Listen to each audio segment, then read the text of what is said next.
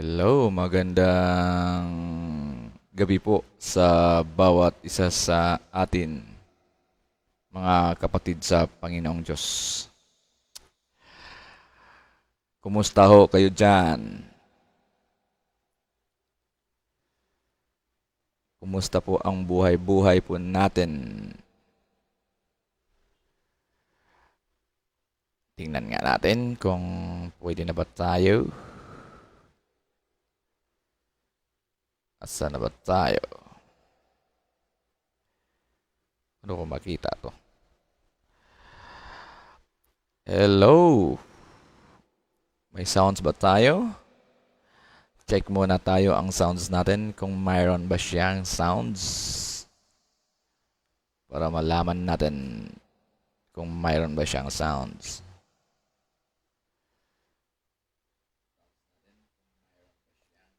Ayan, mayroon siya. Magandang gabi po sa bawat isa sa atin mga kapatid dyan sa Panginoon. Kumusta po tayo? Kumusta po ang buhay-buhay po natin? Kumusta po ang mga lingkod ng Diyos, mga anak ng Diyos na nagtiis na mamuhay ng ayon sa kalooban ng Panginoong Diyos? Kumusta ho kayo dyan? At binabati ko po ang aming denominasyon sa Presbyterian Church of the Philippines or General Assembly of the Presbyterian Church of the Philippines. Magandang gabi po at sa mga kapastoran po ng Presbyterian sa buong sulok ng Pilipinas. Magandang gabi po at sa ating mga kapatiran po ng Presbyterian Church of the Philippines. Kaya sa gabing ito, tayo po ay magbulay-bulay ng salita ng Panginoong Diyos. Ang paksa po na ating pag-usapan, ito yung sinabi ni Kristo, magagawa ninyo ang ginawa ko at mangyayari. Magagawa ninyo ang ginawa ko at mangyayari.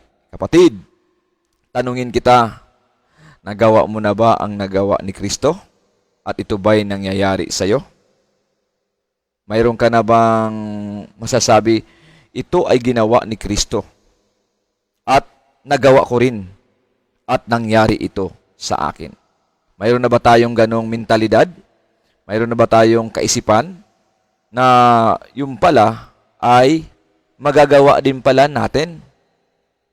Na sinabi ni Kristo sa kanyang mga alagad na pwede palang magawa natin ang kanyang ginawa at mangyayari yan sa atin.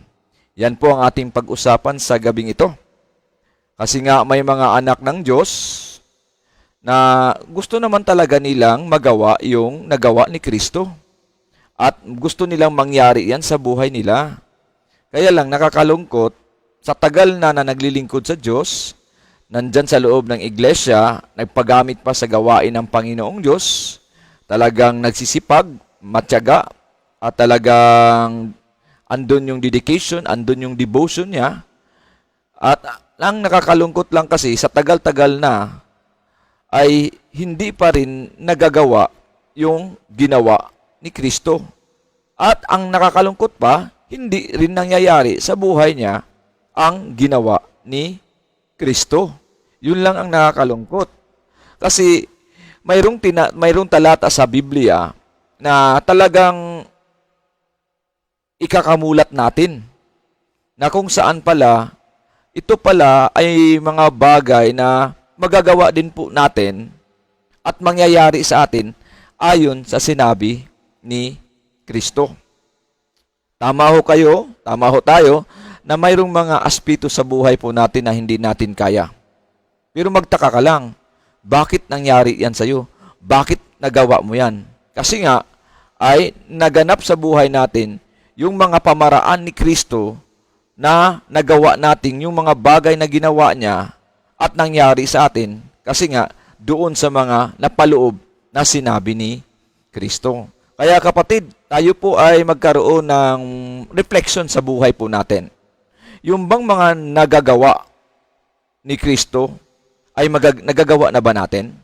Or nagpapatuloy ba nating ginagawa ang nagagawa na ni Kristo? Or nangyayari na ba sa atin yung mga nagawa ni Kristo.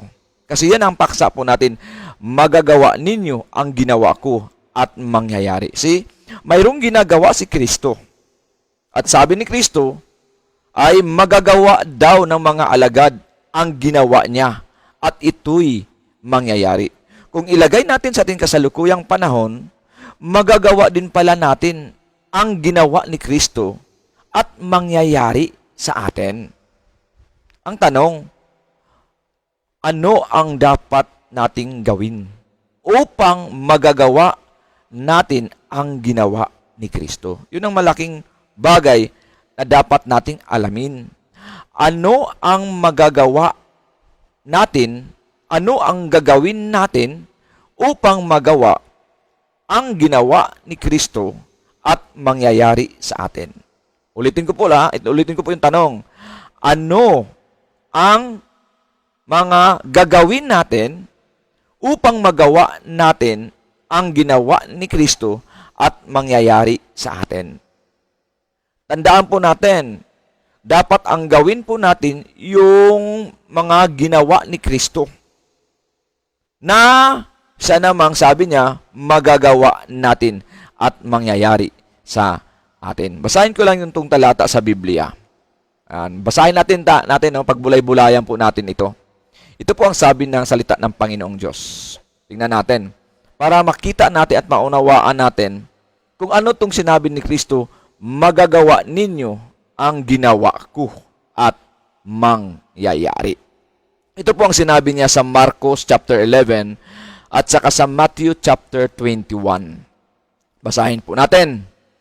Kinaumagahan, pagdaan nila'y nakita nilang natuyo ang puno ng igos hanggang sa mga ugat nito. Naalala ni Pedro ang nangyari dito, kaya't kanyang sinabi kay Jesus, Guro, tingnan ninyo, patay na ang puno ng igos na isinumpa ninyo. Sumagot si Jesus, manalig kayo sa Diyos, tandaan ninyo ito, kung kayo'y mananampalataya sa Diyos at hindi kayo nag-aalinlangan, maaari ninyong sabihin sa bundok na ito, umalis ka riyan at tumalon ka sa dagat at ito nga'y mangyayari. Yan po ang sinabi sa Marcos. Yan po ang kwento ni Marcos sa pangyayari na nakita niya, nasaksihan niya. Ito naman ang kwento ni Matthew. Nakasama din si Matthew dito sa pangyayaring ito. Kinaumagahan, Matthew chapter 21. Kinaumagahan nang si Jesus ay pabalik sa lungsod. Siya ay nakarandam ng gutom. Nakita niya ang isang puno ng igos sa tabi ng daan at nilapitan iyon. Wala siyang nakitang bunga, kundi mga dahon lamang. Kaya't sinabi niya dito, hindi ka na mamumunga kailanman. Agad na natuyo ang puno. Nakita ng mga alagad ang nangyari at sila'y namangha. Paanong natuyo agad ang puno ng igos? Nagtanong sila. Tanong nila. Sumagot si Jesus, tandaan ninyo, kung kayo'y maniniwala at hindi mag-aalinlangan, magagawa rin ninyo ang ginawa ko sa puno ng igos na ito. Hindi lamang iyan, kung sasabihin ninyo sa bundok na ito, umalis ka riyan at tumalon ka sa dagat, mangyayari ang inyong sinabi. Anumang hingin ninyo sa panalangin ay tatanggapin ninyo kung maniwala kayo. See? Ito po'y pangyayari na kasama niya ang kanyang mga alagad. Nagutom si Kristo, at nung nagutom si Kristo, pumunta siya sa puno ng igos. Napaka malabong ang puno ng igos, pero walang bunga. At sabi ni Marcos, ito ang sabi sa verse 21. Verse 20, kinaumagahan, pagdaan nila'y nakita nilang natuyo ang puno ng igos. See? Natuyo na siya, patay na siya, hanggang sa mga ugat nito. Naalala ni Pedro ang nangyari dito, kaya't kanyang sinabi kay Jesus, Guro, tingnan ninyo, patay na ang puno ng igos na sinumpa ninyo. See? Aware ang mga alagad kung ano ang sinabi ni Kristo sa puno ng igos. At nung sinabi ni Kristo at may sinabi si Kristo sa puno ng igos, Kinaumagahan, nakita ni Pedro ang puno ng igos na patay na hanggang sa mga ugat. Tuyong-tuyo na siya, dry na siya, dry na siya. Sabi niya, patay na ang puno ng igos na isinumpa ninyo. Sumagot si Jesus, manalig kayo sa Diyos. See? Ang punto ni Pedro, Lord, itong puno ng igos na ito, buhay pa to kahapon. Pero nung sinabihan mo ang punong igos na to, nagbitiw ka ng salita, at sinabi mo, sinumpa mo ang igos na ito, tingnan mo Lord, ngayon patay na siya. Yan ang kwento sa Book of Mark. Pagdating naman sa Book of Matthew, ito naman sa verse 19, verse 18, kinaumagahan ng si Jesus ay pabalik sa lungsod. Siya'y nakaramdam ng gutom. Nakita niya ang isang puno ng igos sa tabi ng daan at nilapitan iyon. Wala na siyang nakitang bunga, kundi mga dahon lamang. Kaya't sinabi niya dito, hindi ka na mamumunga kailanman, agad na natuyo ang puno. Yan ang kwento ni Matthew, agad na natuyo ang puno. Kay Pedro at kay Marcos, kinabukasan pa natuyo. Dito, agad natuyo ang puno. Nakita ng mga alagad ang nangyari at sila'y namangha. Paanong natuyo agad ang puno ng igos? Tanong nila, sumagot si Jesus. Ang sagot ni Jesus, tandaan ninyo, kung kayo'y maniniwala at hindi mag-alinlangan, magagawa rin ninyo ang ginawa ko sa puno ng igos. Diyan ko kinuha ang ating paksa. Ang ating paksa, magagawa ninyo ang ginawa ko at mangyayari. Kapatid, kung nagawa ni Kristo na sumpain ang puno ng igos at natuyo, namatay hanggang ugat, at sinabi ni Kristo sa kanyang mga alagad, tandaan ninyo na kung kayo'y mananampalataya, magagawa at hindi mag-alinlangan, magagawa rin ninyo ang ginawa ko sa puno ng igos na ito. At sinabi pa niya, hindi lamang iyon, kundi kung sasabihin ninyo sa bundok na ito, umalis ka riyan at tumalon ka, mangyayari ang inyong sinabi. See? Sinabihan niya ang kanyang mga alagad, kapatid. Ibig sabihin, kung nagsalita si Kristo ng ganito sa kanyang mga alagad, na magagawa din pala nila ang ginawa ni Kristo, then there is no doubt, kapatid, magagawa din natin ang ginawa ni Kristo. Yun yung paksa natin, magagawa ninyo ang ginawa ko at mangyayari. Yun ang punto niya sa mga alagad. Hindi lang niya hinamon ang mga alagad, hindi lang niya challenge ang mga alagad, kundi pinamulat sila sa katotohanan na ang sinabi ni Kristo na magagawa din nila ang ginawa ni Kristo at mangyayari iyon. Kung ilagay natin sa ating konteksto ngayon, sa ating kapanahunan natin ngayon, magagawa din natin ang ginawa ni Kristo at mangyayari din sa atin. Pero, ang tanong, ano ang dapat nating gagawin para magagawa natin ang ginawa ni Kristo at mangyayari sa atin? Mayroong 3 bagay na sinabi si Kristo dito sa text na to, na dapat ito din ang gawin ng anak ng Diyos. Ang problema sa anak ng Diyos hindi ginagawa yung pinapagawa ni Kristo sa atin. Kaya hindi nangyayari yung hindi nangyayari sa atin ang mga ginawa ni Kristo. Kasi itong 3 bagay na ito, malamang ito ang wala sa atin.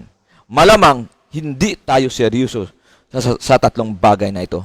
Number 1, ano yon na dapat nating gagawin upang magagawa natin ang ginawa ni Kristo at mangyayari sa atin? Kapatid, nagagawa na ba natin yung ginawa ni Kristo at nangyayari ba sa atin? Kung ikaw matagal ka na sa church at hindi pa rin nagagawa ang mga ginawa ni Kristo at hindi nangyayari sa iyo, hindi nangyayari sa pamilya mo, hindi nangyayari sa paligid mo, hindi nangyayari sa sarili mo, pagbulay-bulayan mo ang 3 bagay na ito, baka ang 3 bagay na ito ang dahilan na hindi nagagawa natin ang ginawa ni Kristo at hindi nangyayari sa atin. Number 1, anong sabi ni Kristo? Sumagot si Jesus, manalig kayo sa Diyos. That's number 1.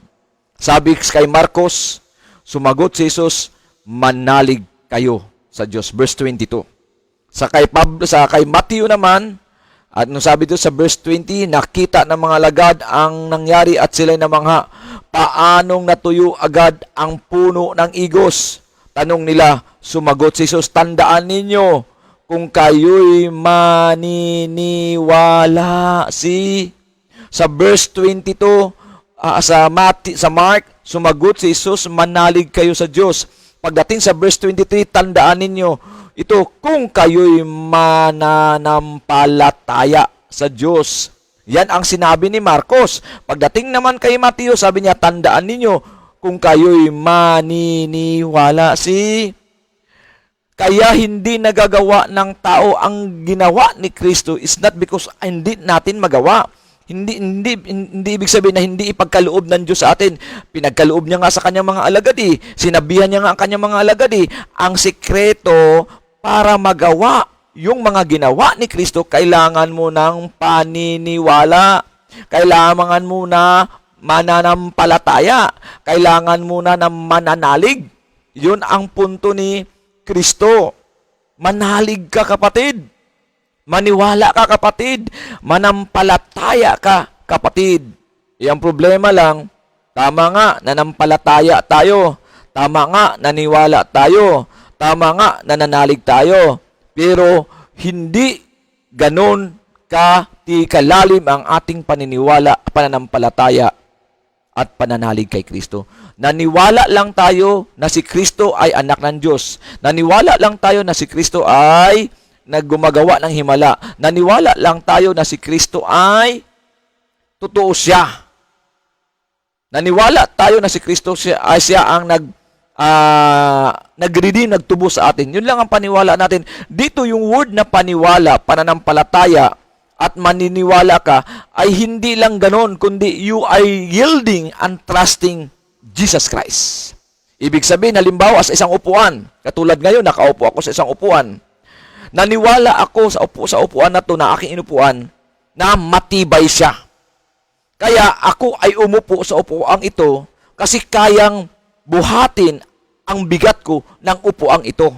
Kaya nung nakaupo ako ngayon sa upuan ito, kampante ako, kumpiyansa ako, sure ako, tiyak ako, na hindi ako ma-outbalance, hindi tumabali. Bakit? Kasi mas matibay pa siya sa akin, mas tawag itong kalidad pa siya kaysa sa akin, at kaya niyang buhatin ang upuan. O kaya niyang buhatin ako sa kabila na ako'y mabigat. Yan po ang ibig sabihin ng yielding and trusting the Lord Jesus Christ. Yun ang punto dito na salita na maniwala, na nanampalataya sa Diyos. May mga tao kasi may mga tao kasi naniniwala kay Kristo. Tama yun, it's not a question. Ang tanong lang, do we really trust God? Do we really believe, yield to Jesus Christ? Yun ang problema eh. Naniwala kay Kristo, pero ayaw talagang buong buhay niya ibigay kay Kristo. Buong isip niya ibigay kay Kristo. Buong puso niya ibigay kay Kristo. Buong bigat niya ibigay kay Kristo. Yan ang problema. Ang tao po, hindi siya magtitiwala sa isang bagay pag hindi kaya siyang buhatin. Doon siya sa isang bagay na kaya siyang buhatin. Kaya siyang talagang makahiga, makatayo, makaupo doon sa isang bagay na kaya siyang buhatin. Yan po ang ibig sabihin ng yielding at trusting. Yan ang punto dito ni Kristo. Magagawa natin ang kanyang ginagawa at mangyayari sa atin kung tayo ay maniniwala. Yan kapatid, ganyan ba talaga ang ating paniniwala? Ganyan ba talaga tayo maniniwala? Anong sabi ni Kristo dito sa John?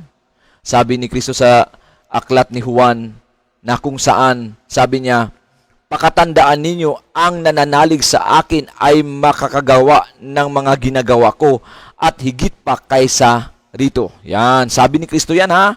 Ang nananalig sa akin ay makakagawa ng mga ginagawa ko at higit pa kaysa rito. Yun ang sabi ni Kristo.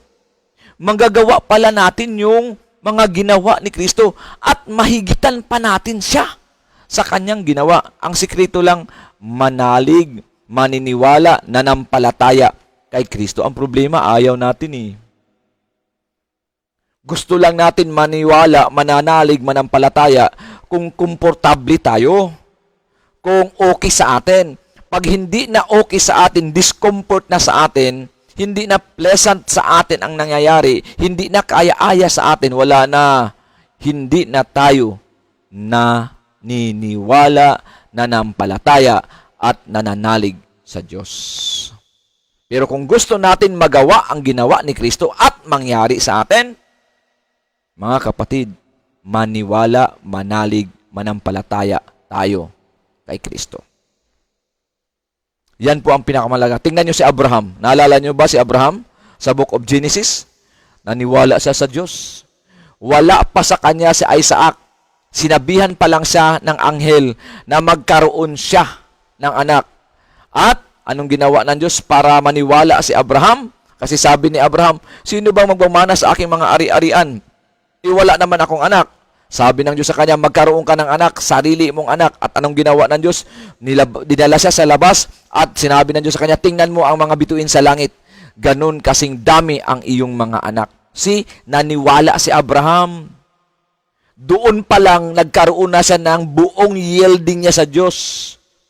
Buong tiwala niya sa Diyos. Ibig sabihin, kahit imposible para kay Abraham, naniwala siya at totoo nga nangyayari sa kanya. Ganun po. Kaya tayo po mga kapatid, gusto ni Kristo na ang kanyang ginagawa ay mangyayari sa atin. At ang kanyang ginawa ay magagawa natin. Kailangan lang talaga tayo'y maniniwala. Mahalaga po yun na tayo po ay maniniwala. That's number 1. Tandaan ninyo, kung tayo'y nanampalataya sa Diyos. Magagawa natin. Yung problema, hindi tayo nanampalataya eh. Pag sinabi ni Kristo, wag kang makipagrelasyon sa hindi mananampalataya. Yan ang ginagawa. Wag kang makiayon sa mananampalataya. Ang problema sa anak ng Diyos, nakikipagrelasyon sa hindi mananampalataya sa kabila na siya'y mananampalataya. Ibig sabihin, nagpapakita lang siya na hindi siya naniniwala kay Kristo at sa salita ni Kristo. Kaya huwag kang umasa, kapatid, na magagawa mo yung ginawa ni Kristo at mangyayari sa iyo. Kasi nga, hindi ka naniwala kay Kristo at paanong hindi ka naniwala kay Kristo, hindi ka rin naniniwala sa kanyang mga salita, aral at turo na ibinibigay niya sa atin. See? Pero kung gusto natin mangyari at magawa natin yung mga ginawa ni Kristo, kapatid, at mangyari sa atin, sabi niya, maniwala tayo, manalig tayo, manampalataya tayo kay Kristo. Pangalawa, ano pa sabi ni Kristo dito sa latang ito? Sabi ni Pedro, Guro, tingnan nyo, patay na ang puno ng igos na sinumpa nyo. Sumagot si Jesus, manalig kayo sa Diyos. Tandaan ninyo, kung kayo'y manampalataya sa Diyos.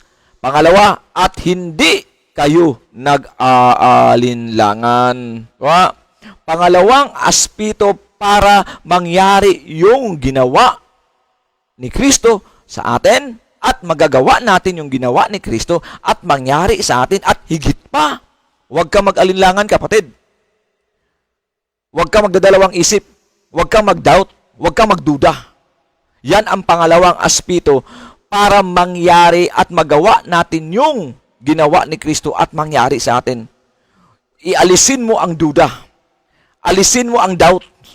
Tanggalin mo ang pag-alinlangan. Kasi nga, walang mangyayari sa iyo kung mag-alinlangan ka.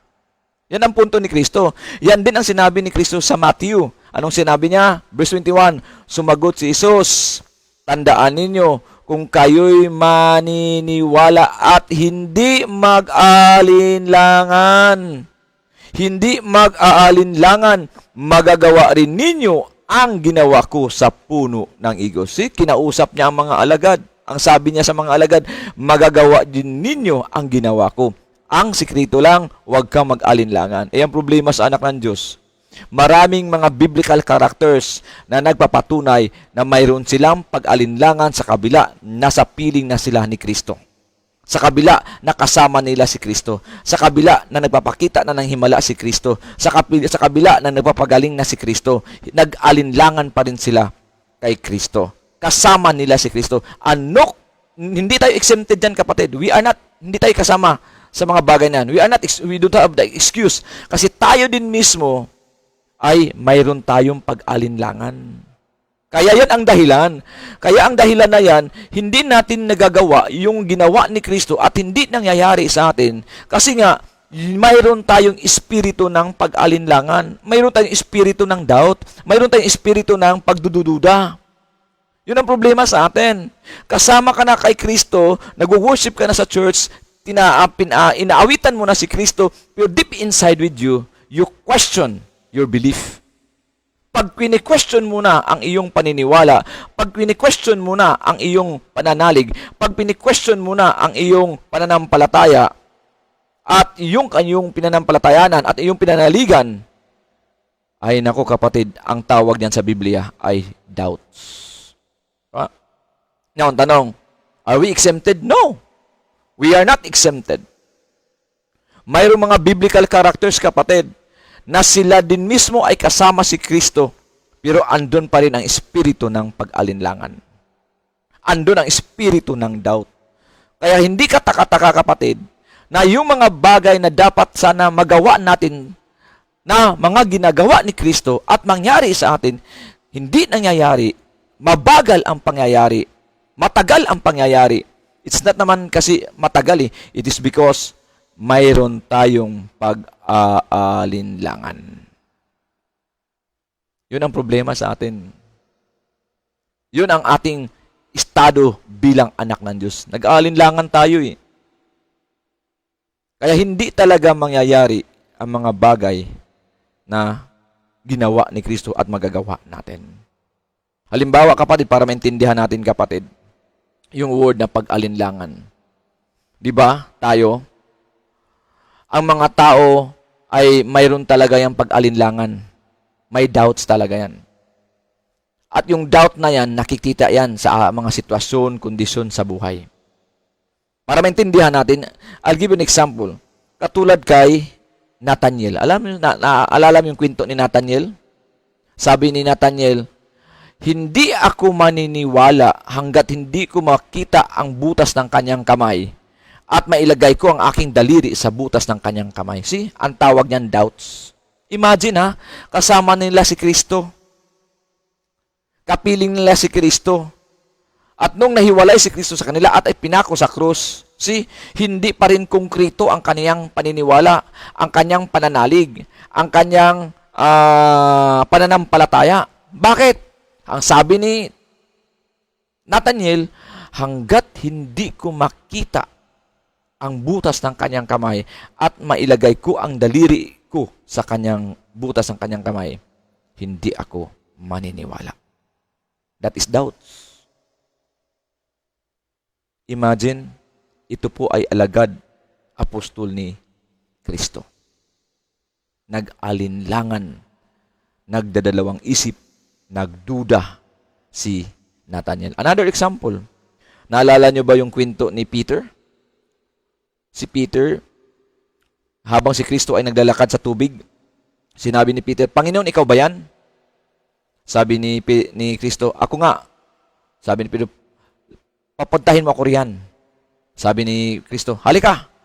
Naglakad na siya sa tubig. See? Nag-release ng salita si Kristo, halika. Okay?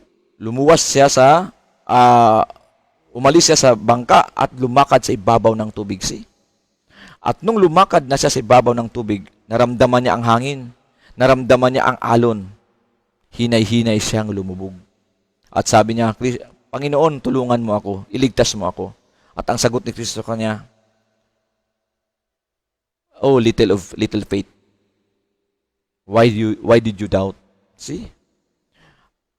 Little faith, why did you doubt? See? Si Pedro nag-alinlangan. Yan ang mga hadlang, kapatid, kung bakit hindi natin nagagawa ang nagawa ni Kristo at hindi nangyayari sa atin because of doubts. Andun yung pag-alinlangan. Now, ang tanong, kung nag-alinlangan pala ako, ano naman mangyari ngayon kung nag-alinlangan ka ako? Kapatid, ito ang sinabi sa aklat ng James. Ito sabi niya, basahin ko, James chapter 1, verse 5 to 6.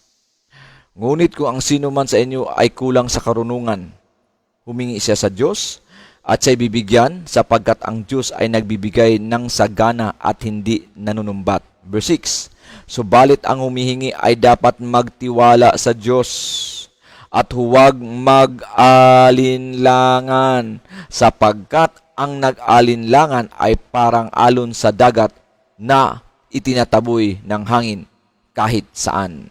See? Yan ang kalagayan ng isang taong nag-alinlangan. Huwag umasang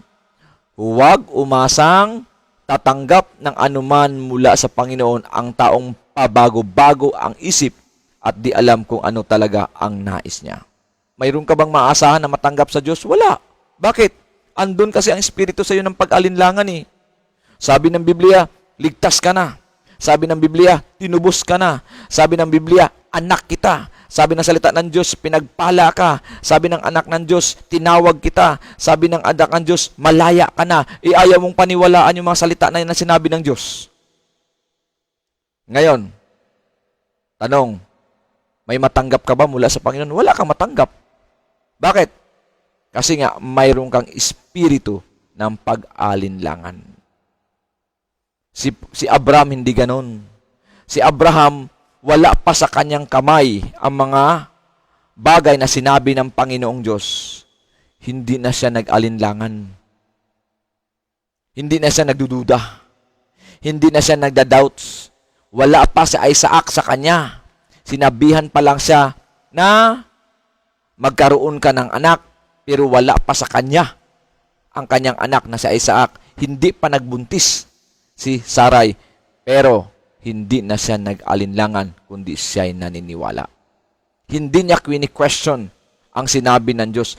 Naniwala siya at hindi siya nag-alinlangan doon sa sinabi ng Diyos sa kanya. Kaya nangyayari ang sinabi ng Diyos after 1 taon ang lumipas, nangyari yung sinabi ng Diyos kay Abraham.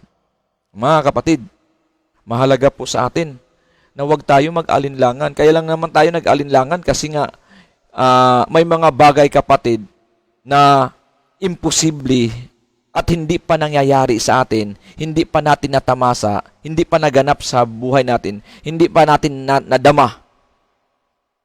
Kaya wala tayong espiritu ng katiyakan, kundi espiritu ng pag-alinlangan ang nandito sa atin. Kapatid, hindi mo na kailangan mag-alinlangan. Bakit? Sinulat na nga ng salita ng Panginoong Diyos eh.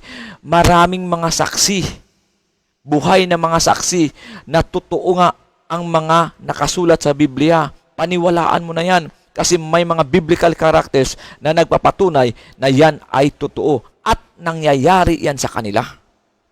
Tayo, ayaw pa nating maniwala eh. Si Matthew, saksi si Matthew. Si Mark, saksi si Mark. Si John, saksi si John. Si Luke, saksi si Luke. Si Peter, saksi. Sino pa? Si Pablo, saksi. Mga prophets ng unang panahon, saksi. Si Moses, saksi. Si David, saksi. Sila ay nagpapatotoo sa mga ginawa ng Diyos. At lahat yan ay nakasulat sa salita ng Panginoon Diyos. Ayaw mo pang maniwala dyan? Kaya lang hindi tayo naniwala. Kasi nga, hindi naman nangyari sa akin yan eh. Sa kanila nangyari, kapatid. Tama, hindi nga nangyayari sa'yo. Pero, hindi ibig sabihin na hindi ka maniwala. At hindi ibig sabihin mag-alinlangan ka. Maniwala ka kasi darating din yan sa'yo ang mga bagay na sinasabi ng salita ng Diyos. Para bang ganito lang para maintindihan natin, kapatid? Bakit ka nagpapaaral ng anak mo for 18 years? Sige nga, tayo mga magulang. Bakit tayo nagpapaaral sa ating mga anak for 18 years? Sige nga, nagtiis, nagtiyaga sa loob ng 18 years, gumastos, nangutang, para lang ang ating anak ay makapag-aral sa loob ng 18 years. Kasi mayroon kang paniniwala. Ang paniwala mo na ang pag-aaral, pagtapos ng pag-aaral ay malaking tulong sa kinabukasan ng anak mo. Yun ang paniwala mo. Nakikita mo siya eh. Na-anticipate mo na itong edukasyong ito, pag nagtapos ang aking mga anak, ay malaking tulong sa kanila.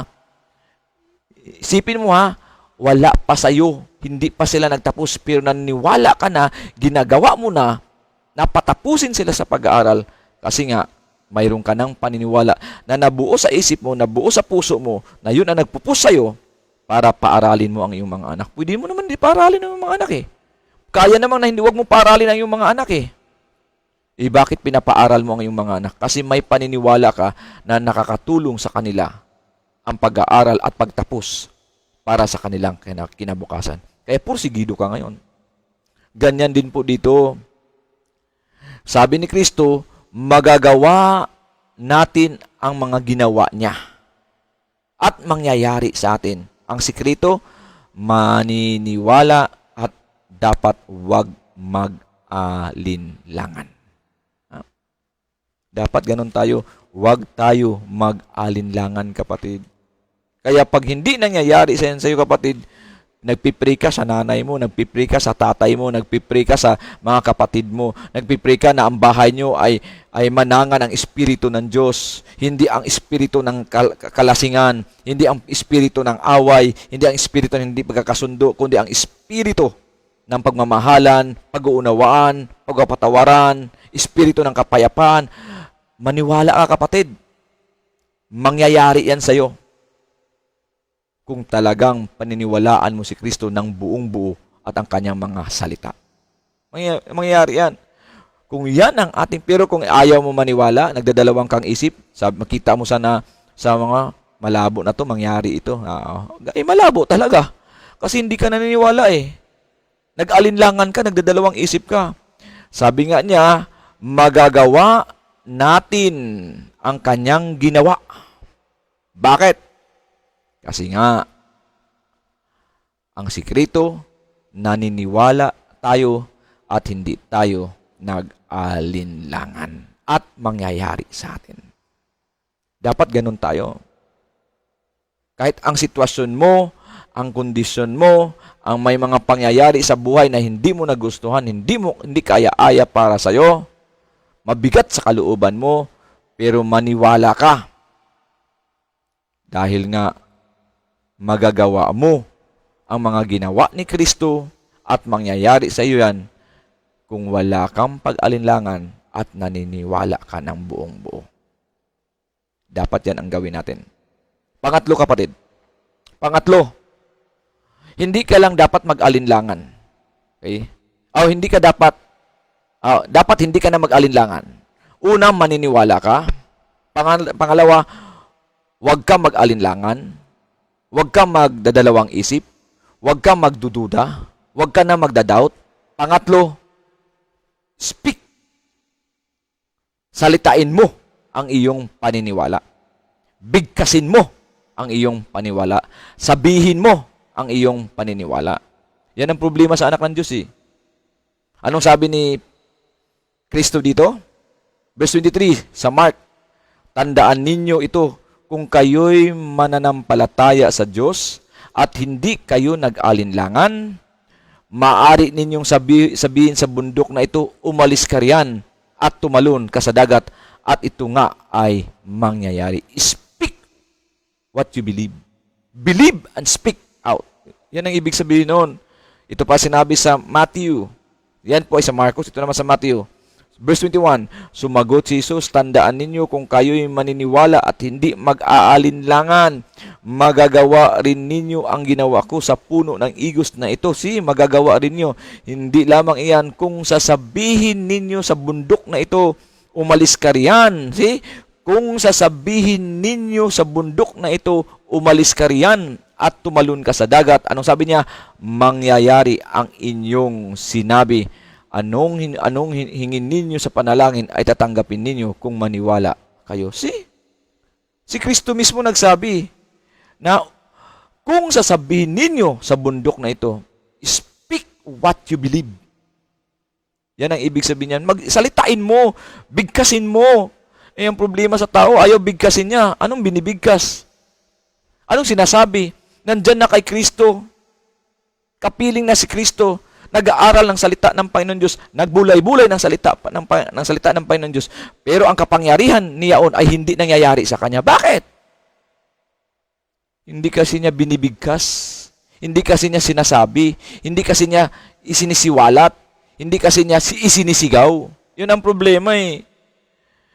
Sabi ng Matthew, always learning but not able to come in the knowledge of the truth. Bakit? Hindi nagagawa yung ginawa ni Kristo at hindi nangyari sa kanya kasi hindi niya binibigkas. Hindi niya sinasabi. Hindi lumalabas sa kanyang mga labi at dila ang mga salita na kanyang pinaniniwalaan kay Kristo. Kaya hindi nangyayari. Anong sabi ni Kristo? Ulitin ko ha. Sa verse 23, tandaan ninyo ito, kung kayo'y nananampalataya sa Diyos at hindi kayo nag-aalinlangan, maaari ninyong sabihin sa bundok na ito, umalis ka riyan at tumalon ka sa dagat at ito nga ay mangyayari. See? Ang pananampalataya, ang paniniwala mo ay lumalabas yan sa labi mo, lumalabas yan sa bibig mo, nandyan yan sa isip mo, nandyan yan sa puso mo, at ang manifestation yan, bibig, dila, at pamumuhay. Eh, ang problema sa anak ng Diyos, hindi ganun. Anong sinasabi ng anak ng Diyos? Pastor, hindi ko kaya, pastor eh. Yun ang sinasabi, pastor, mahina po ako, pastor eh. Pastor, ang hirap naman, pastor. Ano pa ba? Pastor, hindi na ako gagaling. Pastor, mahirap lang kami. See? Yun ang laging sinasabi. Huwag kang umasa, kapatid, na matatanggap mo yung sinabi sa aklat ng James. Huwag kang umasa kung ganyan ang ating tuno ng ating pananalita. Pastor, ang hirap eh. Pastor, hindi kaya, pastor. Pastor, napanghinaan ako ng loob. Pastor, totoo lang, mahina ako, pastor. Huwag kang umasa na mayroong kang matatanggap mula sa Panginoon. Bakit? Kasi yung mga salitang sinalita ni Kristo na dapat sabihin mo, bigkasin mo, salitain mo, isigaw mo, ay hindi mo nagagawa. Kaya mayroon ka bang maasahang matanggap sa iyo? Mayroon ka bang matatanggap sa Diyos? Hindi. Mga kapatid, tandaan nyo ha, may mga tao na hindi pa sila nagbibigkas, hindi pa sila nagsasalita, pero pinagkalooban na ng Diyos sa kanila. Ang problema lang, hindi nila na-realize na yung pala ay galing sa Diyos. Bakit? Kasi nga wala silang alam, hindi nila naunawaan, at hindi nila naintindihan na yung mga bagay na yan ay galing sa Diyos. Ikaw ngayon, may alam ka sa Diyos. Ba't ayaw mo bagkisin? Ayaw mo bigkasin? Pag sinabi ng Diyos, pinagpala ka. Oh. Pinagpala ako. Sinabi ng Biblia, sabi ng Diyos, anak kita. Sabihin mo, anak ako ng Diyos. Sabi ng Diyos, kawangis ako ng Diyos. Sabihin mo, kawangis ako ng Diyos. Yun ang sabi ng Biblia eh. Ang problema, ayaw sabihin natin eh. Harap sa salamin. Maganda ba ako? Cute ba ako? See? Bakit? Kasi nga, hindi binibigkas, hindi sinasalita ang salita ng Diyos. May mga biblical characters, kapatid. Alam nyo ba? Binibigkas nila ang mga salita ng Diyos. Naalala nyo ba si Moses? Nung sila'y patawid sa Red Sea, sabi ni Moses, stand still. Look, the salvation of the Lord. See? Binigkas ni Moses. Naalala mo si Joshua? Anong sabi ni Joshua? As for me and my house, we will serve the Lord. See? Naalala nyo bang sinabi ni Abraham? God will provide. Naalala nyo ba yung si David na sinusumpa siya ni Samea sa 2 Samuel? Hayaan nyo siya Malay mo, yung mga sinasabi niya, yung pagsumpa niya sa akin ay galing sa Diyos. See? Ganun siya mag-isip. Naalala nyo ba si Pablo? Anong sabi ni Pablo? I believe, therefore I speak. See? Kung ano yung pinaniwalaan niya, kung ano yung pinanaligan niya, kung ano yung pinanampalatayahan niya, siya naman din ang kanyang sinasalita. Ganyan dapat ang anak ng Diyos. Kaya mga kapatid, nangyayari at nagagawa yung mga bagay na ginawa ng Diyos at nagagawa natin at nangyayari sa atin kasi nga binibigkas natin, sinasabi natin ang salita ng Diyos. Sabi ni Pablo, I believe what he believes. I believe in Jesus Christ. I believe He's the Son of God. Sabi ni Pablo, I believe He's the resurrection and the life. Sabi ni John. See? Naniwala sila doon at nagsalita sila dahil nga sa kanilang paniniwala. Ang mga alagad, they speak out because of what they believe. Dapat ganun tayo. Hindi yung, Pastor, puro na lang problema sa buhay, puro na lang alalahanin sa buhay, puro na lang pasakit sa buhay.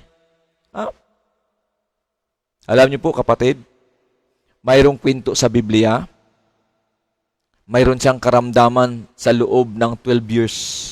Nagbi-bleeding ang babae. Naubos na ang kanyang kayamanan, naubos na ang kanyang pera, hindi na napapagaling ng mga doktor ang kanyang karamdaman. But guys, ang sabi niya, mahipo ko lang ang kanyang laylayan, ako ay gagaling. Nasa isip niya yun, ha? Sa isip niya.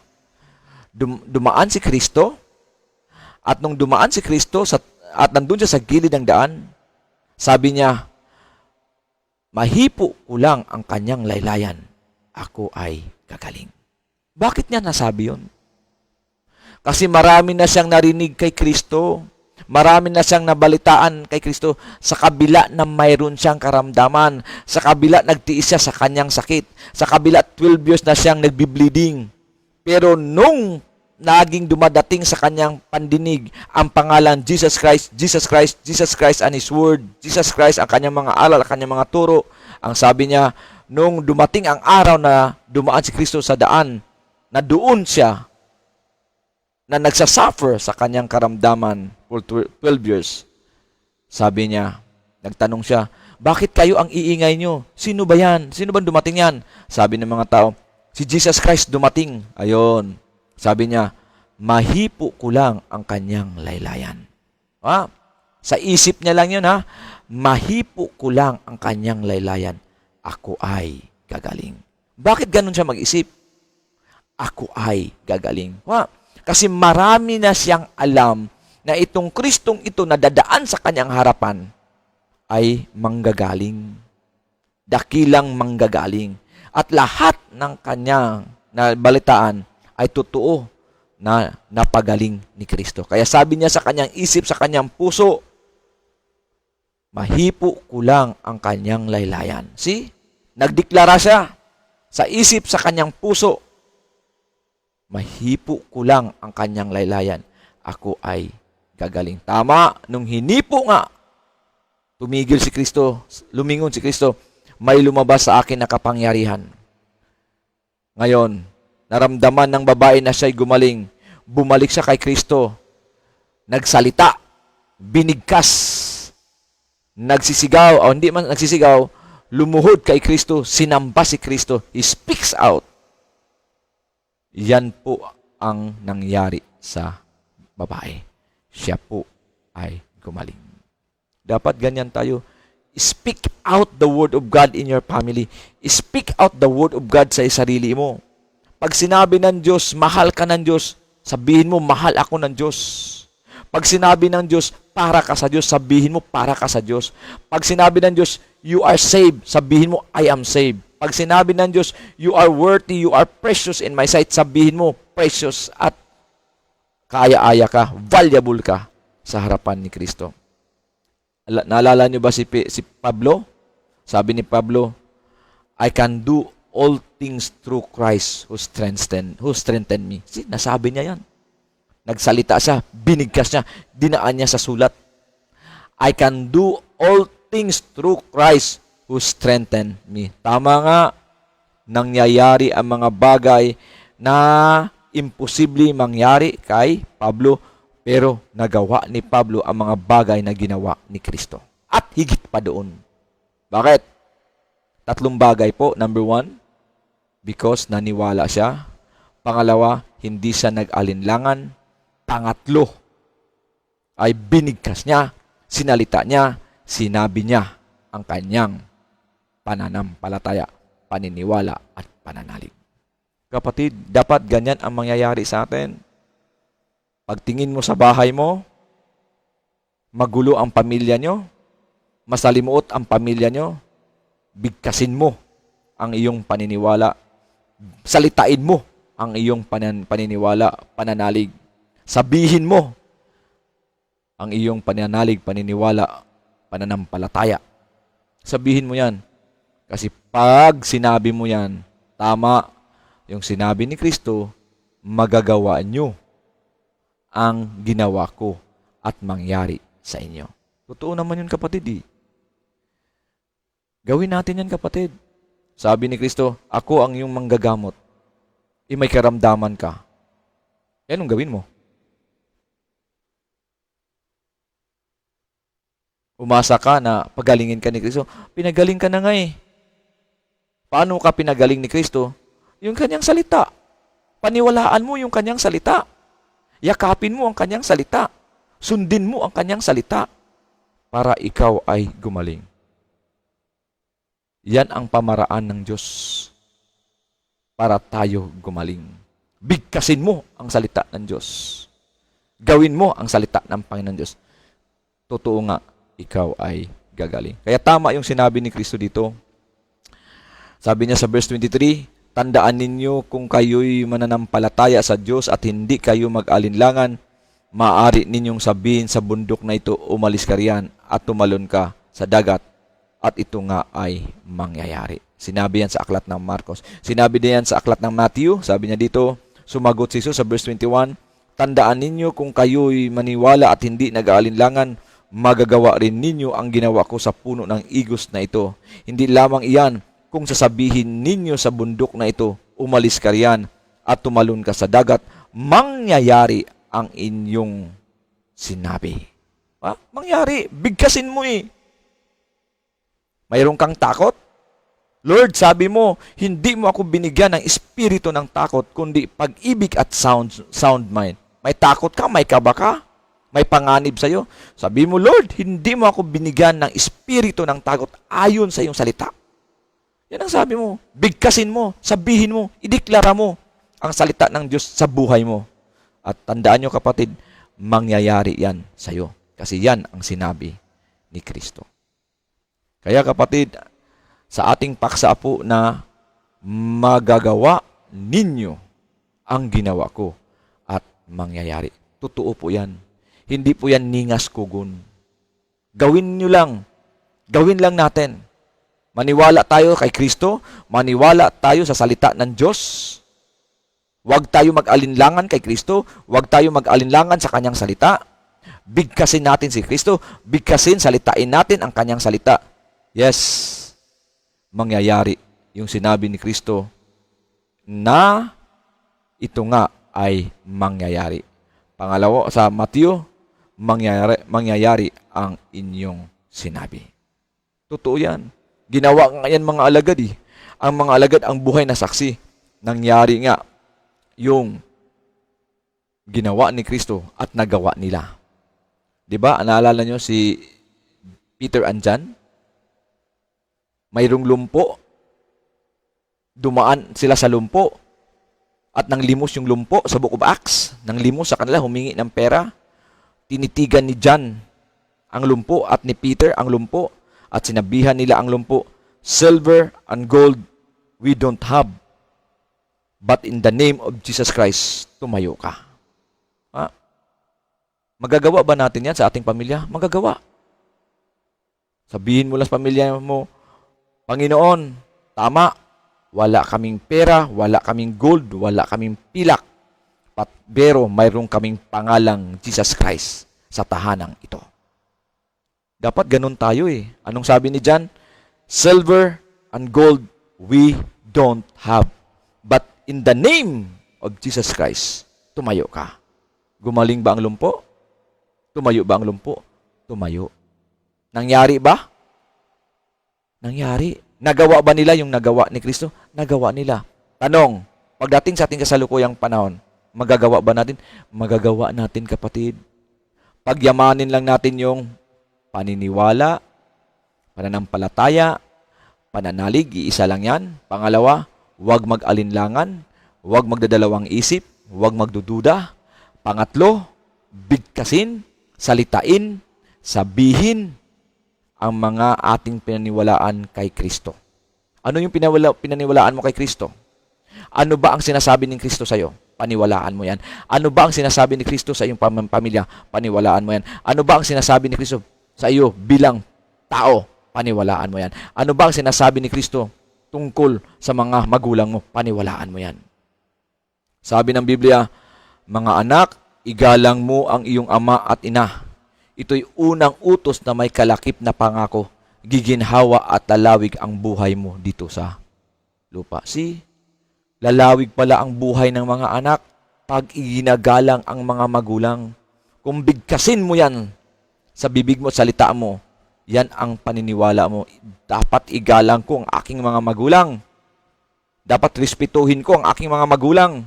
Bakit? Lalalawig ang buhay ko dito sa lupa. Isa yan sa mga turo ng Biblia na pag ang isang anak iginagalang ang magulang, yan ang unang utos na may kalakip na pangako, giginhawa at lalawig ang buhay mo dito sa lupa. Giginhawa ka talaga.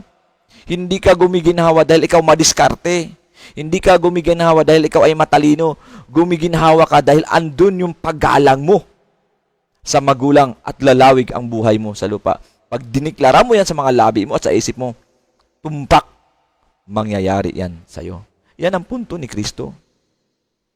Dapat ganun tayo, kapatid. Kaya yung paksa natin, magagawa ninyo ang ginawa ko at mangyayari. Kapatid, yun lang. Magandang gabi po sa ating lahat. God bless you. Purihin po ang Panginoong Diyos. Bukas uli, maghanap buhay ulit tayo. Kasi yan ang binigay na gampanin na inatang ng Diyos sa atin. God bless you. Pagpalain kayo ng Panginoong Diyos. Ingat-ingat po dyan. Bye-bye. Bye-bye.